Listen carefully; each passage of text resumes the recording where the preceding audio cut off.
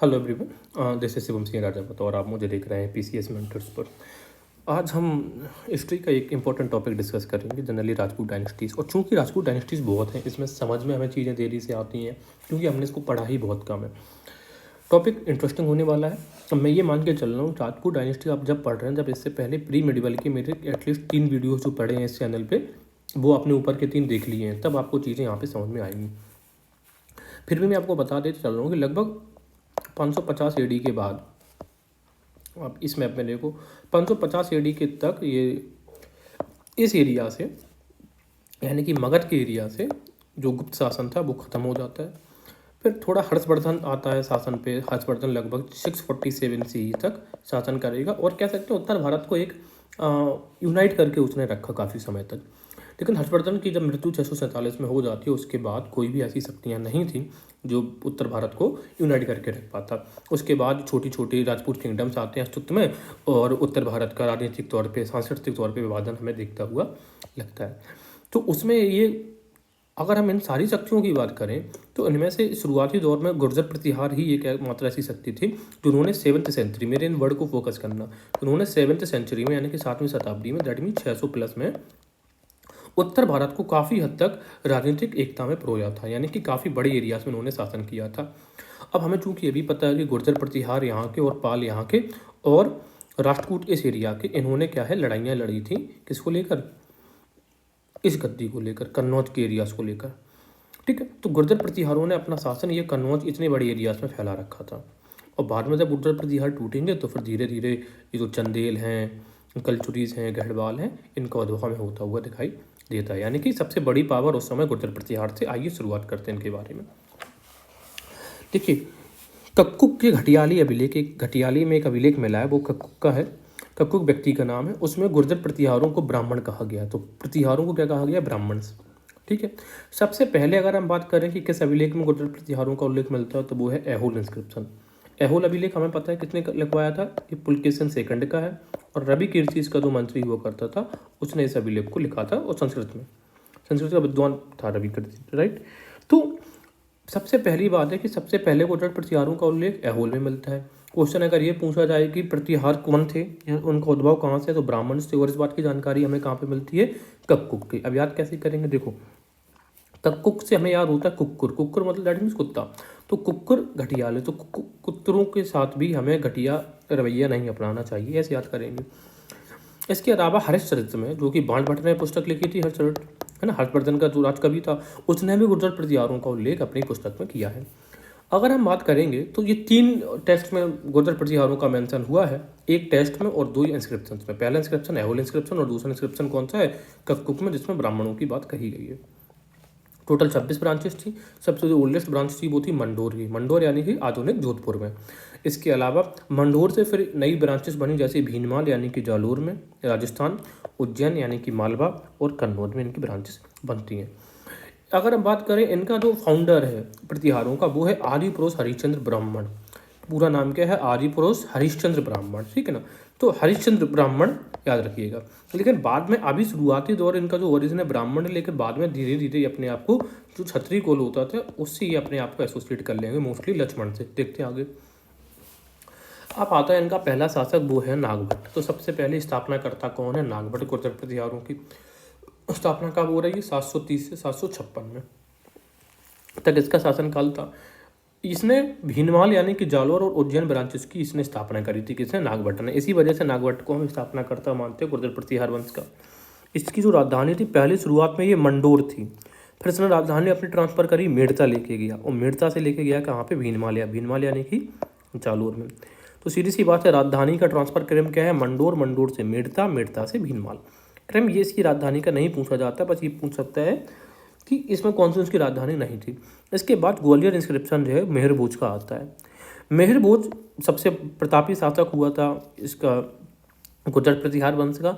इसी ने एक इंस्क्रिप्शन लिखवाया था ग्वालियर, इसी को ग्वालियर प्रतिष्ठी और मेहर भोज भी कही जाती है। तो इसमें उसने नागभट्ट के बारे में जानकारी दी है। तो नागभट्ट वो कहता है इंस्क्रिप्शन कि नागभट्ट ने अरब को हराया था, यानी कि अरब आक्रमणकारी कौन था, जुनैद। तो उसने नागभट्ट ने अरब आक्रमणकारी जुनैद को हराया था, और चूंकि इसने अरब को हराया था, इसको इस वजह से डिस्ट्रॉयर ऑफ अरब कहा गया है। ठीक। ठीक है। और इसी वजह से इनको इनकारनेशन ऑफ नारायण यानी कि नारायण का अवतार माना गया है। किसको? नागभट्ट को। नारायण का अवतार क्यों? इस वजह से क्योंकि नारायण अपनी प्रजा की रक्षा करते हैं, ठीक उसी प्रकार से इसने अरब्स के आक्रमण से रक्षा करी थी अपनी प्रजा की। इसके अलावा इसी ग्वालियर के इंस्क्रिप्शन में ही प्रतिहार को सौमित्र यानी कि लक्ष्मण का वंशज माना जाता है। जैसे प्रतिहार सौमित्र। अब यहाँ पे एक चीज़ आप देखो, यहाँ पर जो शुरुआत है वो तो ब्राह्मण से हो रही है। इवन इनका जो फाउंडर है वो भी कौन है? हरिश्चंद्र ब्राह्मण है। लेकिन अभी ग्वालियर इंस्क्रिप्शन में एक चीज़, नई चीज़ हमें क्या दिख रही है कि इनको अब डेस्केंडेंट ऑफ सौमित्र यानी कि लक्ष्मण का वंशज मान रहे हैं, और लक्ष्मण कौन से? क्षत्रिय थे। अब ऐसा क्यों रहा होगा? देखिए, ये एक्चुअल में तो ब्राह्मण ही थे, लेकिन जब इन्होंने क्षत्रियों के काम अपना लिए तो इन्होंने कहा कि हमें रिस्पेक्ट पाने के लिए दुनिया में, और ये माना जाए कि एक्चुअल में हम वॉरियर क्लास से ही हैं, इस वजह से उन्होंने अपना साम्य और संबंध सौमित्र यानी कि क्षत्रिय वंश से स्थापित करवाया। और जो ग्वालियर इंस्क्रिप्शन जो लिखा या ग्वालियर जो प्रशस्ति लिखी, उसका जो लेखक है वो है बालादित्य। ठीक है, तो ये मूलतः चीज़ हमें याद हो गई कि ग्वालियर इंस्क्रिप्शन किसका है? तो मेहर भोज की प्रशस्ति है, लेकिन इसमें नागभट्ट के बारे में भी जानकारी मिलती है, जिसमें नागभट्ट को इनकारनेशन ऑफ नारायण कहा जाता है। और इसी इंस्क्रिप्शन में गुर्जर प्रतिहारों का संबंध स्थापित किया जाता है सौमित्र से यानी कि लक्ष्मण से। नागभट्ट ने कौन कौन सी लड़ाइयाँ जीती है, हारी, जरा वो देखते हैं। अब देखो, नागभट्ट के समय में गुर्जर प्रतिहार तो ठीक है, और ये राष्ट्रकूट दक्षिण की शक्ति थे, और हमें ये पता है कि ये इस एरिया को यानी कि इस एरिया पे जाके राष्ट्रकूट यहाँ पे अटैक कर रहे थे, और ये भी इसी को देखना चाह रहे थे। लेकिन बात यह है कि गुर्जर प्रतिहार इस एरिया से, अभी आप थोड़ी देर के लिए इसको राष्ट्रकूट मान के चल लो। वेट,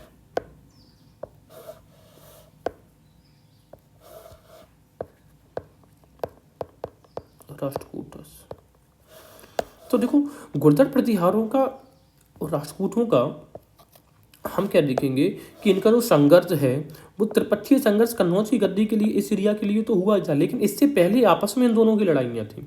ऐसा नहीं है कि डायरेक्ट राष्ट्रकूट यहाँ पर कूद गए हो। इन दोनों का लड़ाई है क्या? ये एरिया आपको जो दिख रहा है ये मालवा का एरिया है। कौन सा एरिया है? मालवा का। तो गुर्जर प्रतिहारों की ये सीमा है, तो और राष्ट्रकूटों की सीमा ये है। तो गुर्जर प्रतिहार और राष्ट्रकूट का जो लड़ाई है वो मालवा के जो बॉर्डर है इसको लेकर उठापटक चल रही थी। गुर्जर प्रतिहार अपना बॉर्डर दक्षिण की तरफ एक्सटेंड करना चाहते थे, और राष्ट्रकूट इनको रजिस्ट करते थे, और ये अपना बॉर्डर है उत्तर की तरफ एक्सपांड करना चाहते थे। तो ये मूल कारण था गुर्जर प्रतिहार और राष्ट्रकूटों की लड़ाई का। और इसी वजह से हम क्या देखेंगे, तो गुर्जर प्रतिहार जो नागभट्ट है, नागभट्ट को राष्ट्रकूट जो नाम का शासक है, दंतीदुर्ग नाम का जो राष्ट्रकूट शासक है, वो हराएगा किसको? नागभट्ट को। और क्यों हराएगा? क्योंकि डिस्प्यूट चल रहा था, शिफ्टिंग बॉर्डर हो रहा था गुजरात और मालवा को लेकर। ये अभी हमने डिस्कस किया। इसके अलावा संजन कॉपर प्लेट इंस्क्रिप्शन हमें मिलता है किसका? अमोघ वर्ष का। दंतीदुर्ग के बाद जो राष्ट्रकूट शासक बनेगा वो अमोघ वर्ष बनेगा। ठीक है, उसमें ये कहा गया, देखो चूंकि राष्ट्रकूट दंतीदुर्ग ने नागभट्ट को हरा ही दिया था, तो नागभट्ट पूरी तरीके से किनके अंडर में आ चुका है? राष्ट्रकूटों के। तो इसी वजह से ये कहा गया कि अमोघ वर्ष ने एक हिरण्यगर्भ दान यज्ञ करवाया था, और उसमें नागभट्ट को द्वारपाल बनाया गया था उज्जैन की जिम्मेदारी, उज्जैन की रखवाली कौन करेगा? नागभट्ट। तो हम ये कह सकते हैं कि पावर डायनेमिक्स में राजपूत के समय में यहाँ पे राष्ट्रकूट जो है वो भारी पड़ रहे हैं गुर्जर प्रतिहारों के ऊपर। स्पेशली नागभट्ट क्या कर रहा है? यहाँ पे द्वारपाल बना है उज्जैन का, और किसके? जब अमोघ वर्ष ने हिरण्यगर्भ दान करवाया था। तो ये इंपॉर्टेंट चीजें हैं नागभट्ट के बारे में। तो इनका फाउंडर कौन है? नागभट्ट फर्स्ट। नागभट्ट के बाद जो आता है वो आता है वत्सराज, ये भी इंपॉर्टेंट रूलर है। अब ये वास्तव में देखो, जनरली जो फाउंडर है वो तो नागभट्ट ही है, ठीक है, नागभट्ट है। लेकिन अगर ये पूछे वास्तविक संस्थापक कौन है, ये पूछे अगर वास्तविक संस्थापक, तो वासे वास्तविक और वासे वत्सराज, ये कहोगे गुर्जर प्रतिहारों का वास्तविक संस्थापक कौन है? वत्सराज रियल फाउंडर है गुर्जर प्रतिहार रूल का। इसके अलावा आप ये क्वेश्चन पूछते हैं गुर्जर प्रतिहार वंश का भाई कौन सा शासक गद्दी पर था जब त्रिपक्षीय संघर्ष की शुरुआत हुई लगभग 780 CE में? तो आंसर आता है वत्सराज। ठीक है, लेकिन यहाँ पर आप ये देखो, नागभट्ट के टाइम पे गुर्जर प्रतिहारों के समय में त्रिपक्षीय संघर्ष स्टार्ट नहीं हुआ है। यहाँ पे जो संघर्ष स्टार्ट हो रहा है वो गुजरात और मालवा के बॉर्डर को लेकर सिर्फ राष्ट्रकूटों के साथ में लड़ाई है। और त्रिपक्षीय संघर्ष में तो 3 पावर्स आई थी, यानी कि पालवी। मैं फिर से रिपीट कर रहा हूँ, नागभट्ट के समय पे सिर्फ इस बॉर्डर को लेकर लड़ाई है, ना कि इस एरिया को लेकर, कन्नौज के एरियाज को लेकर।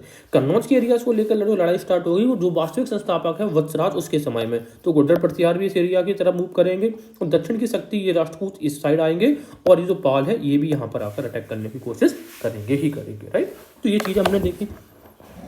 तो हम ये कहेंगे कि वत्सराज के समय में त्रिपक्षीय संघर्ष की शुरुआत होती है। अब कंक्लूस्ट की बात यह है कि इसने यंत्र युद्ध को कन्नौज का वैसल बना दिया था। देखो ये सब जरा समझाते हैं। यहाँ पर गुर्जर प्रतिहार कौन है? नाम है उसका वत्सराज।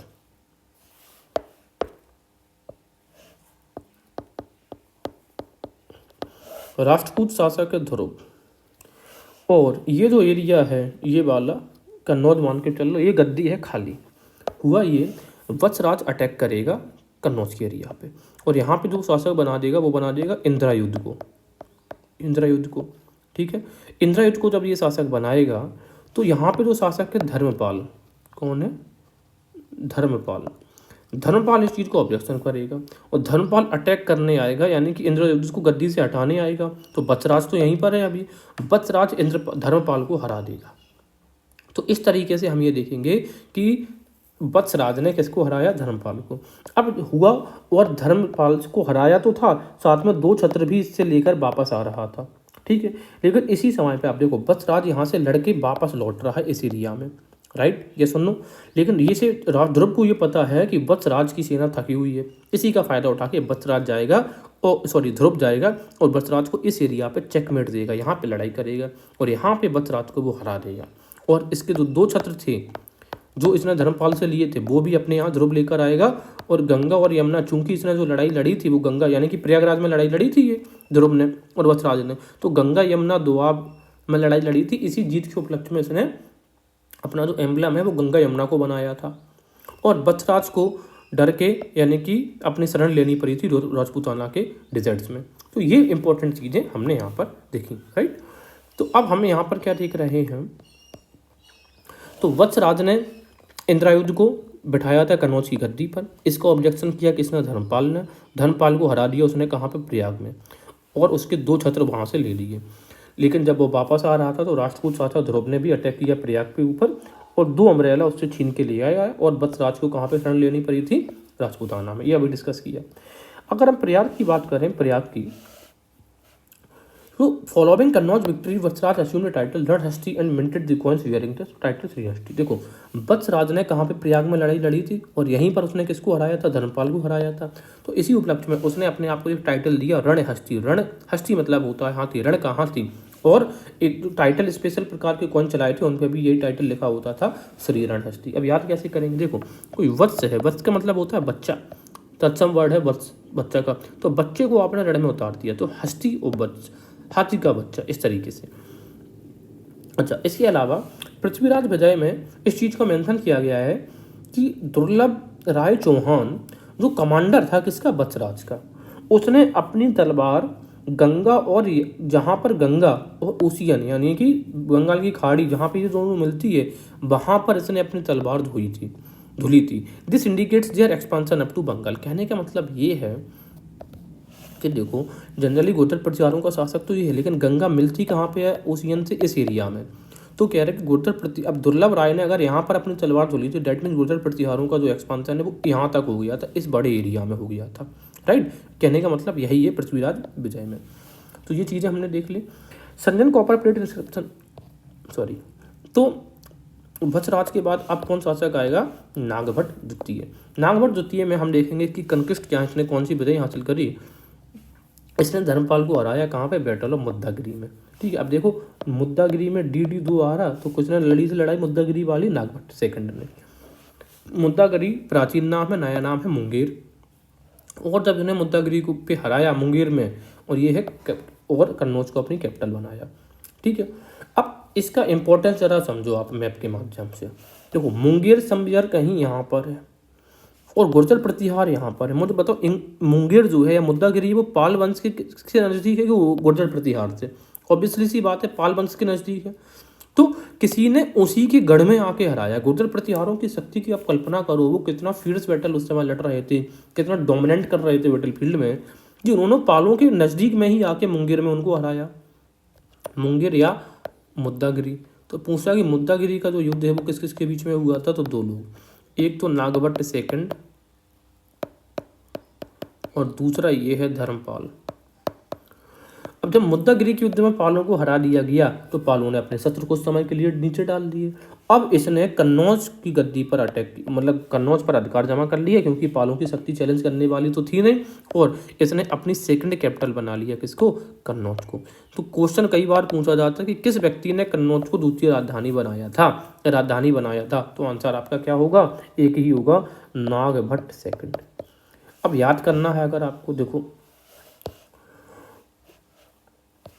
नागभट्ट इसमें सेकंड 2 आ रहा है, और कन्नौज में भी क्या आता है? 2 एन आता है, तो जिसमें के में 2 आएगा, ये उसी ने कन्नौज को अपनी कैपिटल बनाया था। लेकिन कन्नौज को कैपिटल तो बनाया, लेकिन बाद में राष्ट्रकूट गोविंद थर्ड ने इसको नागभट्ट सेकंड को हराया। याद कैसे करेंगे? गोविंद यानी कि भगवान श्री कृष्ण ने वैसे भी नाग पर आक्रमण करके उसको बंदी बना ली, मतलब कंट्रोल कर लिया था। तो गोविंद 3 और 2 नाग, इस तरीके से ये संख्या हमेशा ज़्यादा है, तभी ये कम को हरा पाएगी। ग्वालियर इंस्क्रिप्शन नागभट्ट में उसको तुर्स कहा गया है। ही डिपीटेड तुर्स, उसको तुर्स नहीं कहा गया, उसने कहा, इसमें कहा गया है कि नागभट्ट ने तुर्स को हराया है। तुर्स कहा जाता था मुस्लिम को। इसके अलावा ये भी कहा गया कि नागभट्ट के काल में अल्य ने एक विष्णु मंदिर भी बनवाया था। अल्य नाम का एक मंत्री हुआ करता था नागभट्ट सेकंड का। इसके अलावा बकुला या बुज कला जो अभिलेख है वो भी किससे रिलेटेड है? नागभट्ट से। इसमें इसकी उपाधि दी गई है परम भट्टारक महाराज अधिराज परमेश्वर। ये उपाधि बड़े टाइटल को शो करती है, उसकी पावर, उसकी इन्फ्लुएंस को शो करती है। तो बकुला या बुचकुला याद कैसे करेंगे? देखो बकुला कई बार क्या होता है, नागे को अपनी चोंच में दबा के घूमता है, इस तरीके से याद कर सकते हैं। और नागभट्ट ने, जिसने कन्नौज में अपनी कैपिटल बनाई थी, तो कन्नौज के निकट गंगा तो है ही, तो यहीं पर इसने गंगा जल में समाधि ले ली थी। तो पूछा जाता है कि कौन सा शासक था जिसने गंगा जल में समाधि ले ली, तो सीधी सी बात है, राइट। इसके बाद तो ये चीज़ हमें याद रखना कि गंगा जल में समाधि लेने वाला कौन है? नागभट्ट सेकंड। इसके बाद शासक आता है रामभद्र। तो ये क्वेश्चन पूछता है कमजोर शासक कौन था, तो आंसर है रामभद्र। और रामभद्र ने सिर्फ 3 वर्षों तक शासन किया, इस वजह से वीक रूलर माना जाता है। याद कैसे रखना है? भद्र का मतलब ही होता है शांत। अब जो शांत रहेगा राजा, वो क्या ही लड़ाई लड़ेगा। फिर आता है मेहरभोज, बहुत इंपॉर्टेंट शासक है। मेहरभोज के बारे में शासन की जो जानकारी है वो कलहण की राष्ट्रंगिनी से तो हमें मिलती है, लेकिन साथ में सुलेमान की जो बुक थी, उसकी बुक का नाम था सिलसिलात उत त्वारीख अखबार अल सिंध वाल हिंद, यानी कि 2 बुक लिखी गई थी, या तो सिलसिलात उत त्वारीख, सिलसिला सुलेमान सिलसिला, इस तरीके से, और अखबार उल सिंध वाल हिंद। तो हमारे ऐसे कर लें कि सलमान खान जो है वो अखबार पढ़ता है। अच्छा, सबसे बड़ी बात है, जो सुलेमान इसके समय में आया था वो काल था 850, और मेहरभोज का शासन है 836 से 885। तो एक क्वेश्चन और पूछा कि सुलेमान किसके समय में आया था, तो मेहरभोज के समय में तो आया ही आया, लेकिन एक शासक पर अमोघ वर्ष भी मेहरभोज का चूंकि समकालीन है, तो इसके समय में भी आया था। याद कैसे करेंगे? सलमान खान को किसी ने भोज पर बुलाया, जनरली हम देखते हैं बॉलीवुड में, और वहीं पर वर्षा होने लगी। तो सलमान खान को भोज पे बुलाया मेहरभोज, वर्षा होने लग गई अमोघ वर्ष, राइट। चलिए, तो सुलेमान की जो पुस्तक है अखबार उल सिंध वाल हिंद में सबसे पहले सती सिस्टम का उल्लेख मिलता है। इसमें सती सिस्टम का उल्लेख किया है, राजपूत काल में जो सती सिस्टम होता था, तो सलमान खान ने सती की बारे में आवाज़ उठाई। इसके अलावा सुलेमान कहता है कि राष्ट्रकूटों को वो 4 जो बड़े वर्ल्ड की जो बड़े साम्राज्य उनमें से एक है। कहने का मतलब है, तो वर्ल्ड के 4 सबसे पावरफुल उस समय के साम्राज्य उनमें से एक राष्ट्रकूट है। ये बात की जानकारी सुलेमान देता है। साथ में वो कहता है कि उनके पास लार्ज कैवलरी है, ठीक है, और बिग एनिमी ऑफ मुस्लिम्स, यानी कि मुस्लिम्स को दंडित करने वाले लोग हैं, मुस्लिम्स के बड़े शत्रु हैं। और साथ में सुलेमान इनकी जो राष्ट्रकूटों की राजधानी है जो मानकेट, उसको मनकीर कहता है। क्या कहता है? मनकीर। कई बार क्वेश्चन पूछे जा जाएगा कि मनकीर क्या है, तो आंसर होगा मानकेट। या दूसरा प्रश्न ऐसे भी पूछा जा सकता है कि सुलेमान ने या किस फॉरेन ट्रैवलर्स ने मानखेट को मंकीर कहा है, तो आंसर होगा सुलेमान। इसके अलावा सुलेमान कहता है कि राष्ट्रकूटों के यहाँ पे गोल्ड और सिल्वर की बहुत सारी माइंस हैं। इसके अलावा इंपॉर्टेंट सबसे एस्पेक्ट है किंगडम फ्री फ्रॉम डकैट्स, की राष्ट्रकूटों की जो साम्राज्य है वो डकैतों से मुक्त है। इस प्रकार के स्टेटमेंट बहुत ज़्यादा एमसीक्यूज में पूछे जाते हैं, तो याद रखना सलमान खान को क्या डकैतों का भय है, ठीक है, तो फ्री फ्रॉम डकैट्स है। इसके अलावा सुलेमान जो है वो पाल शासकों को रूहमा कहता है। क्या है? पाल, रूहमा। इसके अलावा प्रतिहारों को जुद्र, यानी कि देखो इनका एक्चुअल में पूरा नाम क्या था? गुर्जर प्रतिहार, तो गुर्जर को जुज्र इस तरीके से। और राष्ट्रकूट को क्या कहता है? बलहार, जिनके पास काफ़ी बल है, ठीक है। इसके बाद हम देखेंगे ग्वालियर जो इंस्क्रिप्शन है। अब ये क्वेश्चन पूछेगा कि ग्वालियर जो इंस्क्रिप्शन है वो किसके बारे में, तो ग्वालियर इंस्क्रिप्शन भी और ग्वालियर प्रशस्ति भी है। तो याद रखना ग्वालियर जो प्रशस्ति वो मेहरभोज से रिलेटेड है। हालांकि ग्वालियर प्रशस्ति में आपको नागभट्ट फर्स्ट के बारे में भी जानकारी हमें मिलती है, ये भी मत भूलिएगा। लेकिन इसको लिखवाया किसने था? मेहरभोज। और इसका जो लिखने वाला है वो कौन है? बालादित्य। राइटर कौन है इसका? बालादित्य है। तो यही क्वेश्चन आएगा कि किसकी से रिलेटेड है ये ग्वालियर इंस्क्रिप्शन या ग्वालियर प्रशस्ति, तो आंसर होगा हमारा मेहर भोज। अच्छा, दूसरी चीज़ हमें क्या देखते हैं, मेहर भोज का सबसे प्रतापी शासक पूरे गुर्जर प्रतिहार वंश में मेहर भोज माना जाता है।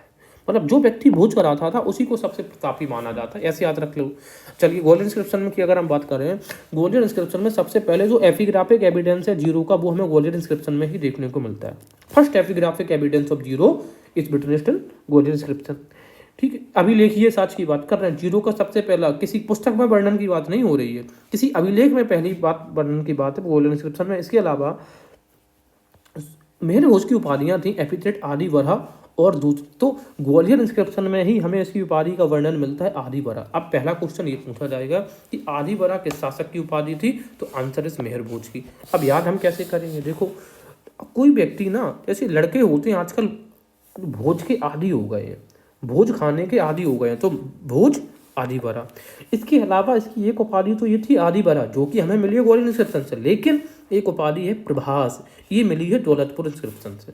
याद रखना है, दो उपाधियां थी मेहर भोज की, एक है आदि वरहा और दूसरी है प्रभास। आदि वरहा उपाधि तो मिली है किस? ग्वालियर इंस्क्रिप्शन से, लेकिन प्रभास उपाधि मिली है दौलतपुर इंस्क्रिप्शन से। हम याद कैसे करेंगे, सबसे पहले प्रभास, देखो प्रभास एक्टर है साउथ इंडिया का, उसके पास बहुत सारी दौलत है, तो दौलतपुर इंस्क्रिप्शन। दूसरी बात, आपने प्रभास को क्या भोज पर बुलाया, आपने प्रभास को काय पे बुलाया? भोज पे, यानी कि मेहर भोज की उपाधि क्या हो गई? प्रभास की हो गई।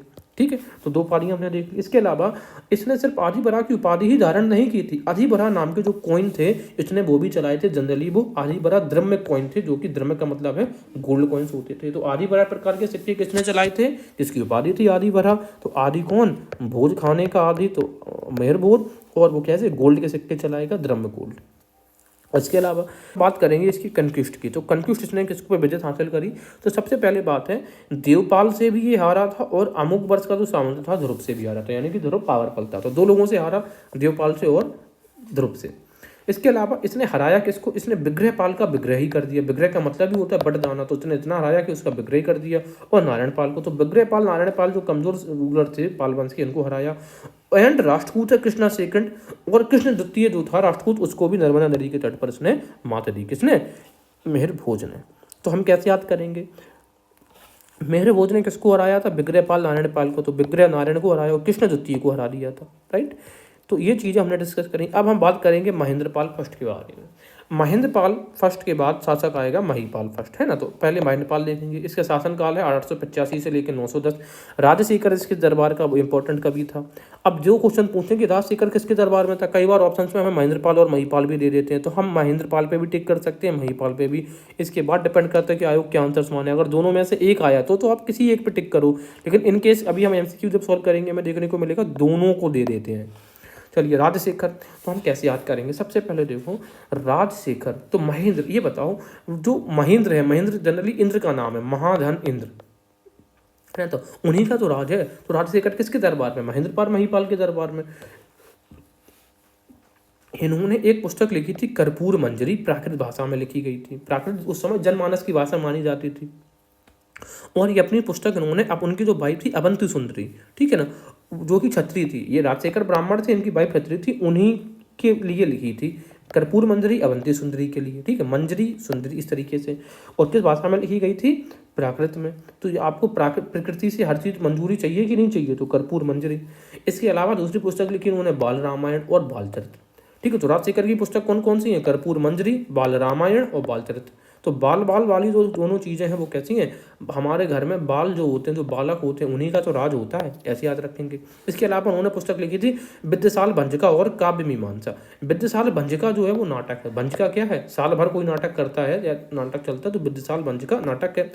विद्यासाल भंजिका और जो काव्य मीमांसा, ये जो दो बुक हैं, ये जनरली कन्नौज में या उसमें बुंदेलखंड के रीजन में लिखी गई हैं। इसके अलावा अगली जो उनकी जो पुस्तकें हैं वो है हरविलास और भुवन कोश। ये तीनों काव्य ग्रंथ हैं, ठीक है। ये काव्य कौन कौन सी? काव्य मीमांसा, विलास में अभी वाह आ रहा, तो ये भी काव्य ग्रंथ है, और भुवन कोश ये भी काव्य ग्रंथ है, ठीक है। तो ये बताओ, भुवन यानी कि भवन, भवन में तो हमारा सबका राज रहता है, तो राजशेखर। हर विलास, विलास मतलब वही है, विलास का मतलब ये क्या हो गया? घर है, पैलेस, इस प्रकार की, उसमें भी राज रहता है। और काव्य मीमांसा भी राजशेखर, ठीक है। इसके अलावा हम बात करेंगे टाइटल्स की, तो एपिथेट, महेंद्रपाल और महिपाल दोनों के टाइटल्स देख लेंगे। महेंद्रपाल का टाइटल था निर्भय राज, रघुकुल तिलक और रघुकुल चूड़ामणि। लेकिन उसी से एक बड़े मिलता जुलता ये टाइटल है रघुकुल मुक्तामणि। देखो रघुकुल तिलक है, इसमें रघुकुल चूड़ामणि इनका है मुक्तामणि। तो याद कैसे रखेंगे? देखो मही को हम जो याद करते हैं वो याद करते हैं माही से, माही यानी कि महेंद्र सिंह धोनी। ये बताओ पूरा मुक्त होकर, मुक्त मतलब खुलकर वो खेलता था कि नहीं खेलता था, तो उससे महीपाल यानी कि मही यानी कि मुक्तामणि। Rajashekhara consider Narmada as limit of Aryavarta and Dakshinapatha. सीधी सी बात है, राजशेखर ने यहाँ पर नर्मदा नदी बह रही है, ये नर्मदा का एरिया है, इसको आर्यवर्त उत्तर भारत का और दक्षिण भारत का बॉर्डर माना है। किसको? नर्मदा नदी को। किसने माना है ये भी पूछ लेते हैं कि मानने वाला व्यक्ति कौन है? राजशेखर। ठीक है, ये देख लिया हमने, बात करेंगे। अच्छा, इसके अलावा राजशेखर बाद में त्रिपुरी में जाके सेटल हो गए थे और वहीं पर उन्होंने पुस्तकें लिखी थी काव्य मीमांसा और विद्यासाल भंजिका। ये विद्यासाल भंजिका और काव्य मीमांसा। ठीक है, आगे देखेंगे महीपाल फर्स्ट के बारे में। राजशेखर इनके दरबार में भी थे और ये महीपाल के जनरली टीचर थे। महीपाल को उन्होंने शिक्षा दीक्षा दी है। महीपाल के समय में एक फॉरेन ट्रेवलर आया अल मसूदी, 915 में आएगा अल मसूदी, जबकि सुलेमान कब आया था? 850 में। राइट, तो क्वेश्चन पूछ रहा है कि किसके समकालीन था या किस शासक के काल में आया था। तो अल मसूदी के टाइम पे आया था और ये कहाँ से बिलोंग करता था? ये बगदाद से बिलोंग करता था। अच्छा, अल मसूदी ने जो पुस्तक लिखी है वो लिखी है मुरूजल जहाब। क्या लिखी है? मुरूजल जहाब, यानी कि जहाज जो है वो अब मस के चले जाओ, ऐसे याद कर सकते हैं। हाँ, इसने महीपाल को बौर कहा है। क्या कहा है? महीपाल को बोरा या बौर कहा है। अब याद कैसे करेंगे? महीपाल को आगे देखो, मही से माही, माही यानी कि महेंद्र सिंह धोनी MST, और ये वो क्या है? बोरे ही तो है, बहुत कम बोलते हैं वो, है ना। तो इस तरीके से हम याद कर लेंगे। इसके अलावा महीपाल का समकालीन जो राष्ट्रकूट का शासक है वो है इंद्र तृतीय। तो क्वेश्चन पूछेगा कि अल मसूदी किसके समय में आया है? महीपाल फर्स्ट और इंद्र तृतीय। तो इसने महीपाल फर्स्ट को तो बौर कहा है और इंद्र तृतीय को इसने राष्ट्रकूट का कहा है। इंडिया का सबसे ग्रेटेस्ट रूलर था, यानी कि सबसे पावरफुल रूलर किसको कहा? इंद्र तृतीय को। इंद्र थर्ड ने ही महीपाल को परास्त किया था, ये भी हमें चीज़ याद रखना है। राइट, इसके अलावा इसी के काल में महीपाल के टाइम पर डिसइंटीग्रेशन हो गया था। प्रतिहार किंगडम का जो डिसइंटीग्रेशन है, जो बंटवारा है, वो शुरुआत हो गया। ठीक है, इसके बाद आता है 1018। अब 1018 का जो काल है, इसने कब तक शासन किया? 946। इसके बीच में बहुत सारे शासक आएंगे, वो इंपॉर्टेंट नहीं है हमारे लिए। इसके बाद हमारे लिए इंपॉर्टेंट है राज्यपाल प्रतिहार, जो कि 960 से आएगा। ठीक है, तो 943 से 960 के बीच में 2-3 शासक और आए होंगे। तो 960 से 1018 तक रहा राज्यपाल प्रतिहार। अब सीधी सी बात है, ये तो शासन तो कर रहा है कन्नौज में ही। अब 1018 का बताइए, ये वही काल है जब 1001 से 1026 तक मोहम्मद गजनबी ने बहुत सारे अटैक किए। तो मोहम्मद गजनबी ने जब 1018 में 12वां आक्रमण करता है कन्नौज के ऊपर, तो इसने क्या किया कि मोहम्मद गजनबी से लड़ाई लड़ी ही नहीं, इसने अपने अस्त्र डाल दिए और महमूद गजनबी ने उसको कन्नौज को लूटा, मथुरा को लूटा। जब ऐसा हुआ तो इस बात से विद्याधर चंदेल को बहुत ज़्यादा गुस्सा आया। अब विद्याधर चंदेल कौन है? ये मतलब चंदेल वंश का बहुत इंपॉर्टेंट शासक है, जिसने अरबों को हराया। महमूद गजनबी के जो अटैक्स है उसको असफल किया था। तो विद्याधर चंदेल को ये गुस्सा आई कि भाई आप क्षत्रिय हैं और आपने कोई शस्त्र नहीं उठाया और महमूद गजनबी ने आपकी शासन को लूटा घसोटा, लेकिन आपने अपनी जनता के लिए कुछ नहीं किया। तो विद्याधर चंदेल ने सोचा कि इस प्रकार से ये इस प्रकार का ऐसा राजा है, मतलब एक निर्बल राजा को गद्दी पर रहने का कोई अधिकार नहीं है। तब उस समय एक्चुअल में शासक तो था गंडदेव, है ना। देखो चंदेलों में एक शासक था धंगदेव, धंग के बाद आता है गंडदेव और फिर आता है इसका पुत्र विद्याधर चंदेल। तो विद्याधर चंदेल ने क्या किया? राजाओं का एक क्या बनाया? एक वो संगठन बनाया। संगठन का 18 में बना के और अटैक किया किसके ऊपर? राज्यपाल प्रतिहार, और उसको मार दिया कि भाई आपको कोई अधिकार नहीं है रहने का। तो क्वेश्चन क्या पूछेगा? पहला क्वेश्चन, मोहम्मद गजनबी ने कन्नौज के ऊपर जो आक्रमण किया वो कब किया? 1018 में। कौन सा आक्रमण था? 12वां आक्रमण था। 12वां आक्रमण 1018 में। उस समय शासक कौन था? राज्यपाल प्रतिहार। फिर पूछा जाता है कि चंदेल वंश का कौन सा शासक था जिसने राज्यपाल प्रतिहार को मार दिया था? तो आंसर होगा विद्याधर चंदेल। ऑप्शन में गंडदेव भी होगा, ठीक है, लेकिन उस समय मेन बागडोर जो थी, शासक तो था भले ही गंडदेव, लेकिन उस समय मेन बागडोर विद्याधर के हाथ में आ गई थी। विद्याधर, मैं फिर से रिपीट कर रहा हूँ, विद्याधर चंदेल ने महमूद गजनबी के अटैक्स को असफल भी किया था बुंदेलखंड के रीजन में। इस तरीके से उसने बुंदेलखंड को आक्रमण होने से बचाया भी था। दूसरी बात हम देखेंगे, जब राज्यपाल प्रतिहार समाप्त हो जाता है उसके बाद जो नया शासक बनेगा वो बनेगा त्रिलोचन पाल, और इसको गजनबी हरा देगा। ठीक है, इसके अलावा महीपाल द्वितीय से रिलेटेड है सास बहू अभिलेख। सास बहू अभिलेख ग्वालियर में है। एक शास्त्र बाहू, ये एक्चुअली में क्या है? शास्त्र बाहू मंदिर है, इसी को शॉर्ट फॉर्म में सास बहू अभिलेख कहते हैं, वरना वो आप घर वाली सास बहू मत समझना। महीपाल द्वितीय से रिलेटेड है। इसके अलावा पेहोवा इंस्क्रिप्शन की बात करेंगे, पेहोवा पंजाब है। इस अभिलेख में हमें पता चलता है घोड़ों की खरीद फरोख्त होती थी, कहाँ से घोड़े आ रहे थे, कौन ज़्यादा लेता था, इस प्रकार का। इसके बाद सबसे अंतिम रूलर होगा यशपाल, सबसे अंतिम रूलर होगा उदर प्रतिहार वंश का, ये भी याद रखना है। यश का अंतिम यश हो गया, ठीक है, यश का यश खत्म हो गया। तो ये क्वेश्चन आता है कि दंड पास का किनको बोला जाता था, तो पुलिस ऑफिसर्स को, दंड देने वाले, पास का से मतलब पास करने वाले यानी कि ऑफिसर्स। अच्छा, ऑप्शंस में इसके साथ में हमें एक वो भी आएगा, जजेस भी आएगा दंड पास का, लेकिन पास से पास का, पास से पुलिस, ऐसे याद रखिएगा। अब हम एक बार क्रम याद करेंगे गुर्जर प्रतिहार वंश के शासकों का। देखिए, सबसे पहले जो शासक आया था वो आया था नागभट्ट, स्थापना करता। इससे पहले भी तो देखें हरिश्चंद्र ब्राह्मण ने स्थापना करी है, तो सबसे पहला इनका जो शासक है वो है नागभट्ट। दूसरा जो शासक आएगा वत्सराज, फिर आएगा नागभट्ट द्वितीय। नागभट्ट द्वितीय के बाद कौन आएगा, मेहर भोज, सॉरी रामभद्र, है ना, मेहर भोज जो सबसे प्रतापी शासक था, उससे पहले सबसे कमजोर शासक आएगा, ऐसे याद रखेंगे। मेहर भोज सबसे प्रतापी शासक था, उससे पहले एक सबसे कमजोर शासक रामभद्र आएगा। मेहर भोज के बाद आएगा महेंद्रपाल और महीपाल, ये दोनों शासक दिख रहे हैं, महेंद्रपाल और महीपाल। इसके बाद हमें क्या दिखेगा, फिर वो राज्यपाल प्रतिहार आएगा जिसको हत्या कर दी थी विद्याधर चंदेल ने, फिर त्रिलोचनपाल, और अंत में कौन, यशपाल का यश डूब जाता है। तो ये था हमारा पूरा ओवरऑल किसी गुर्जर प्रतिहारों के बारे में। आइए अब हम रुक करते हैं अपने कुछ ऑप्शन एमसीक्यूज के बारे में, जल्दी से सॉल्व करके चीज़ों को समझने की कोशिश करते हैं। तो पहला एमसीक्यूज हमारे सामने है, 9वीं शताब्दी में उत्तर भारत को राजनीतिक एकता के सूत्र में बांधा था। 9वीं शताब्दी का मतलब है 800 प्लस, यानी कि 800 प्लस के बाद किसने, चंदेलों ने, प्रतिहार ने, चौहान ने या परमार ने। देखिए, इसका आंसर करते वक्त हमें दो चीजें ध्यान में ये देनी होगी कि चंदेलों ने अपना एरिया बहुत बड़ा एक्सपांड कभी नहीं किया, उसी तरीके से चौहान भी लिमिटेड रहे, परमारों ने भी मालवा के एरियाज को अपना बनाए रखा, होल्ड बनाए रखा। लेकिन इसमें जो गुर्जर प्रतिहार शासक थे, उन्होंने, मैंने बताया था, गुजरात से लेकर बंगाल तक अपना पूरा एरिया कब्जे में लिया था। तो ये कहेंगे आंसर होगा गुर्जर प्रतिहार। याद हमने ये भी करी है कि पृथ्वीराज जो रासो है उसमें क्या लिखा गया है कि नागभट्ट द्वितीय का कमांडर जो था दुर्लभ राय, इसने अपनी तलवार गंगा के मुहाने पर धुली थी। अब ये जनरली ये तो थे कहाँ पे, गुजरात के, गंगा का मुहाना कहाँ पे, बंगाल की खाड़ी में। तो ये पूरा एरिया को उन्होंने कब्जे में ले रखा था, किसने, गुर्जर प्रतिहारों। इस बात का संकेत है। तो आंसर हमारे पास क्या होगा, आंसर वुड बी बी, यानी कि प्रतिहार। मैंने चर्चा जो भी है वो कर ली है।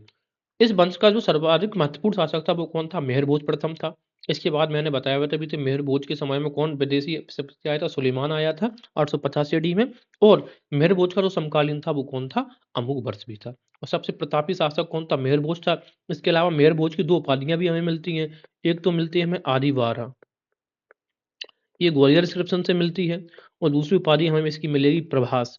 तो प्रभास इसकी जो उपाधि है वो मिलेगी दौलतपुर डिस्क्रिप्शन से। याद कैसे हमने किया था कि आजकल जो लड़के हैं वो भोज खाने के आदी हो गए हैं, और आपने भोज पर किसको बुलाया, प्रभास को बुलाया, राइट। और क्वेश्चन पूछेगा कि सुलेमान किसके समय में आया था, तो उस समय तो इंडिया में शासक था मेहर भोज, गुर्जर प्रतिहार था, और अम्बुवर्ष राजपूत था। याद कैसे किया है, आपने सलमान खान को भोज पर बुलाया, और क्या होने लग गया, पानी बरसने लग गया, वर्षा होने लग गई। दूसरा, त्रिशक्तियों राष्ट्रकूट प्रतिहार एवं पाल के आपसी द्वंद्व का केंद्रीय शहर कौन सा था, यह हमें सबको पता है। बताइए, उज्जैनी, कांची, पाटलिपुत्र या Kannauj. The answer would be Kannauj. त्रिपक्षीय संघर्ष लड़ा गया था किस किस के मध्य में, तो हमें पता है, पाल थे, प्रतिहार थे, पाल थे, प्रतिहार थे, गढ़वाल थे, नहीं थे। पाल थे, प्रतिहार थे, राष्ट्रकूट थे, बिल्कुल थे। पाल थे, राष्ट्रकूट थे, चंदेल थे, नहीं थे। यानी कि सीधी सी बात है, ऐसी शक्तियां थी, ये गुजरात से, ये बंगाल से, और ये दक्षिण से। तो ये हमें जो ट्रायंगल बनाना है, ऐसे याद रखिएगा।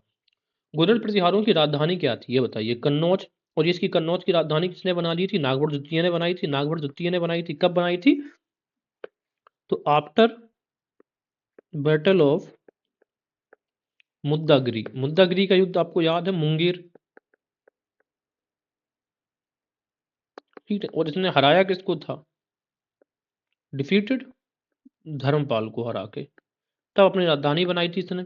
और हमें यह भी याद है कि जिस व्यक्ति ने अपनी राजधानी बनाई थी कन्नौज, तो कन्नौज के पास में ये गंगा है, तो गंगा में इसने जल समाधि भी ली थी नागपुर द्वितीय ने। तो ये फैक्ट्स हमें याद रखने चाहिए।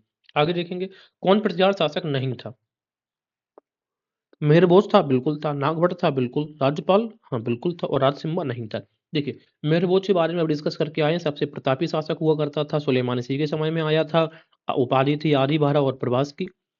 नागभट्ट के बारे में बात कर रही है। नागभट्ट एक्चुअली में नागभट्ट फर्स्ट जो था वो संस्थापक ही है, हालांकि वास्तविक संस्थापक कौन है? वत्सराज है।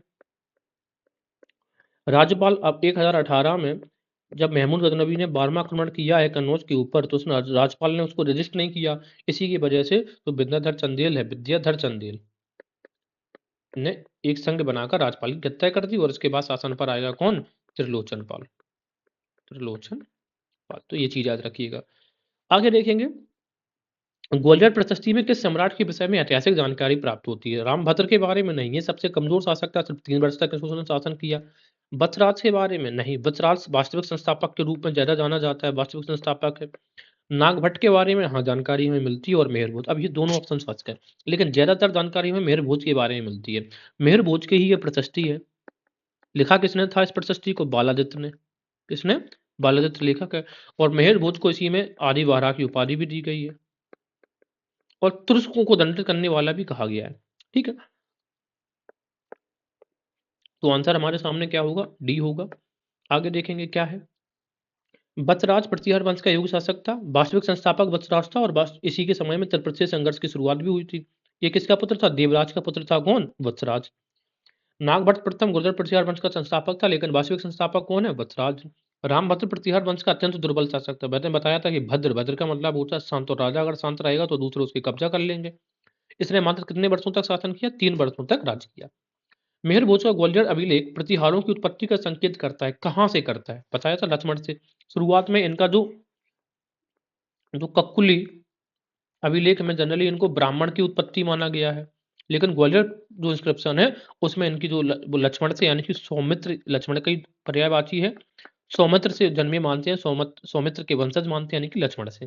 वो किसमें? ये कई ग्वालियर अभिलेख में है। आगे देखेंगे, घोटर प्रतिहार नरेश राजपाल की हत्या के लिए जो चंदेल राजा जिम्मेदार था, कौन था? अब देखो इसमें, देखो धंगदेव भी है और विद्याधर भी। मैंने बताया था कि धंगे का पुत्र था गंडदेव, गंडदेव, और गंडदेव का पुत्र था विद्याधर। तो गंडदेव जब शासक था तब इसके पुत्र विद्याधर ने ऐसा एक क्या बनाया था? एक संघ बनाया था। और क्यों बनाया था? मैंने फिर से रिपीट कर रहा हूं मैं। 1018 में कन्नौज पर जो 12वां आक्रमण हुआ था गजनवी का, तो ये जो शासक था राज्यपाल, ये इसने कन्नौज पे लड़ाई ही नहीं लड़ी, और गजनी ने खूब लूट पाट मचाई। इसी से रुष्ट होकर, इसी से मतलब गुस्से में आकर विद्याधर चंदेल ने एक संघ बनाया, और किसको? राज्यपाल को मार दिया। जब राज्यपाल मार दिया जाएगा तो शासन पर आएगा कौन? त्रिलोचन पाल। तो आंसर हमारे पास डी। ठीक है, अब ये मारा किसने था? एक्चुअल में मारा मतलब जो संघ बनाया था वो तो विद्याधर ने मारा। कौन से किसने था? विद्याधर, यानी कि चंदेलों के सामंत हुआ करते थे उस समय कछवा, तो कछवा शासक था अर्जुन। ठीक है, अर्जुन ने राज्यपाल पर आक्रमण करके मार दिया था। और इस बात की जानकारी हमें दूब कुंड लेख से मिलती है। कहां से? दूबा वाला दूब कुंड अभिलेख से पता चलता है कि कछवा वंश का जो शासक था अर्जुन कछवा ने मारा था। किसको? किसको? राज्यपाल गुर्जर प्रतिहार को। आगे देखेंगे, महानतम प्रतिहार राजा कैसे मानेंगे? धर्मपाल को। धर्मपाल तो प्रतिहार का राजा ही नहीं है, धर्मपाल तो पाल वंश का राजा है। हर्षवर्धन ही नहीं है। महेंद्रपाल हाँ शासक है, लेकिन वो महानतम नहीं है। महानतम कौन है? मेहर भोज है। याद करवाया था, महानतम शासक कौन है? मेहर भोज। गुर्जर प्रतिहार शासकों में से किसकी उपाधि आदि बरा की थी? याद करिए, मैंने कैसे याद करवाया था? तो भोज खाने के आदि, आदि बरा। और दूसरी उपाधि इनकी क्या थी? प्रभास की। और प्रभास की जो उपाधि है ये हमें कहां से मिली है? दौलतपुर इंस्क्रिप्शन से। कहां से मिली है? दौलतपुर इंस्क्रिप्शन से। आदि वरा की जो उपाधि मिली है वो मिली है इसको ग्वालियर इंस्क्रिप्शन में, इस बात का वर्णन है। ठीक है, तो दो उपाधि थी। अब याद कैसे हमने क्या किया था कि आदि खाने, भोज खाने का आदि पहला, और दूसरा कैसे था कि आपने प्रभास को किस पे बुलाया? भोज पर बुलाया। प्रभास को किस पे? भोज पे। डिनर पे इनवाइट करते हैं ना एक्टर एक्ट्रेस को, ऐसे। चलिए, इनको क्रम से लगाने का काम है। तो सबसे पहले है नागवट, द्वितीय है महिपाल, है महेंद्रपाल, है भद्रराज है। देखो महेंद्रपाल महिपाल हमें याद है क्योंकि इनके टाइम पे राजशेखर थे, तो 3 के बाद 2 आएगा, 3 के बाद 2 इसमें, राइट। इसमें भी देख लेते हैं, वत्सराज वास्तविक संस्थापक है। नागभट्ट के बाद कौन आएगा? देखो क्रम ऐसे था, नागभट्ट फर्स्ट था, फिर आएगा वत्सराज, फिर आएगा नागभट्ट द्वितीय, फिर आएगा मेहर भोज, फिर आएगा महेंद्रपाल, फिर आएगा महिपाल। ये क्रम है। तो वत्सराज पहले, फिर नागभट्ट द्वितीय जिसने कन्नौज को राजधानी बनाई थी, वत्सराज वास्तविक संस्थापक। तो संस्थापक वाले तो क्रम में पहले ही आएंगे ना ऊपर, तो वत्सराज, नागभट्ट, फिर महेंद्रपाल और महिपाल, तो 4132 ये मैच करता है, राइट। और यूपी पीसीएस में इस प्रकार के क्वेश्चन बहुत ज़्यादा पूछे जाते हैं, तो याद रखिएगा। निम्नलिखित में से कौन शासक गुर्जर प्रतिहार राजवंश से संबंधित नहीं है? नागवट द्वितीय है, हाँ बिल्कुल है, कन्नौज को राजधानी बनाई थी। महेंद्रपाल है, बिल्कुल, राजशेखर सीकट यहाँ पे रहते थे। देवपाल भी इन्हीं के समय का था, और भरत भट्ट तो बिल्कुल नहीं था। देवपाल, याद रखना, देवपाल एक पाल शासक भी था, पाल रूलर भी था देवपाल, तो याद रखना, ठीक है ना। तो आंसर इसका भरत भट्ट होगा। आगे देखेंगे। महान संस्कृत कवि एवं नाटककार राजशेखर निम्न में से किसके दरबार से संबंधित थे? राजा भोज? नहीं, राजा भोज यानी कि मेहर भोज जी का नाम था। महिपाल, हाँ महिपाल से थे, महिपाल के तो ये गुरु थे। महेंद्रपाल प्रथम, बिल्कुल। इंद्र तृतीय नहीं, ये तो ये जो इंद्र तृतीय है, ये राजपूत वंश का शासक है, जबकि नाटककार राजशेखर थे, जो गुर्जर प्रतिहार वंश के यहाँ पे थे, गुर्जर प्रतिहार में। अब देखो, ये महेंद्रपाल से भी संबंधित है और महिपाल से भी संबंधित है। महेंद्रपाल के बाद शासन आएगा महिपाल का, और महिपाल के ये टीचर थे। तो हम इन किस पे टिक करेंगे, ये इस प्रकार के क्वेश्चन डिबेटेड हो जाते हैं, पर हम डिपेंड करता है आयोग हमारे क्या आंसर मानता है। तो कायदे से महेंद्रपाल और महिपाल दोनों के दरबार से संबंधित थे, तो आंसर हमारा बी एंड सी है, ठीक है। अब जरा इनकी राजधानी लगानी है। देखो, गोदल प्रतिहारों की राजधानी क्या बना ली थी? कन्नौज। किसने बनाई थी? नागभट्ट सेकंड ने बनाई थी। कब? मुद्दागिरी का युद्ध यानी कि मुंगेर के युद्ध की बाद बनाई थी। चोल की तंजौर, परमाणु की धरा के परमार जो थे, ठीक है। और सोलंकी कहाँ के थे? अहिल्याबाड़ यानी कि गुजरात के रीजन के, ठीक है। तो अब देख लेना उसी हिसाब से, प्रतिहार, कन्नौज, चोल, तंजौर, परमार, धरा और सोलंकी, ये अहिल्याबाड़, ठीक है। इसमें से जो भी आंसर फिट बैठे, जहां तक ये बैठ रहा शायद बा लास्ट, चार का बी, चार का बी, हाँ। प्रतिहार वंश का संस्थापक कौन था? नागवड़ था, लेकिन वास्तविक संस्थापक कौन था? वत्सराज। ये दो चीजें हमें याद रखनी, बाकी चीजें हमने डिस्कस करके रखी, ठीक। परमार वंश का जो वास्तविक संस्थापक है वो कौन है? सियक द्वितीय है। इसका शासक कौन है परमार वंश का? सियक द्वितीय। अभी परमार वंश के बारे में जानकारी करेंगे। परमाणु की राजधानी धारा थी, और ये जनरली कल्चर का बहुत इंपॉर्टेंट चेंज हुआ करती थी राजपूत पीरियड में। धारा, चालुक अथवा सोलंकी अग्नकुली राजपूत थे। कौन से जन्मे थे? सोलंकी अग्नकुल के थे। इस वंश का जो संस्थापक था वो कौन था? मूलराज प्रथम। सोलंकियों की राजधानी क्या थी? अनिलबाड़ थी। तो इस वंश का संस्थापक कौन था? चालुक सोलंकी वंश का मूलराज प्रथम था, राइट। गुर्जर प्रतिहार वंश की स्थापना की थी किसने? सीधी सी बात है, नागभट्ट फर्स्ट ने, पृथ्वीराज ने, हर्षवर्धन ने, मेहरबोध ने। Answer is Nagabhata first. अगर ये पूछता कि वास्तविक संस्थापक कौन था, तो हम भट्टराज को मानते, नहीं तो नागभट्ट फर्स्ट ही है, ठीक है। इसके बाद हमारे पास, ठीक है, तो ये हमारे कुछ एमसीक्यू से रिलेटेड था। अभी एमसीक्यूज हमने किस बुक से लिए हैं, देखिए। ये एक तो घटना चक्र जो आता है, जिसमें यूपी पीसीएस यूपीएससी वाले क्वेश्चंस आते हैं, और दूसरे ये तो पीजीडी परीक्षाओं में क्वेश्चंस भी पूछे गए हैं, उसको आप देख रहे हैं। ये भी घटना चक्र पब्लिकेशन है, वहां से भी मैंने ड्राइव किए हैं क्वेश्चंस। तो आपको वीडियो कैसा लगा हो? अगर वीडियो पसंद आया हो और आपको चीजें समझ में आई हैं वास्तव में राजपूत पीरियड के गुर्जर प्रतिहारों के बारे में, तो आप चैनल को शेयर करो, सब्सक्राइब करो, लाइक करो, बढ़ाओ यार, मुझे भी थोड़ा बहुत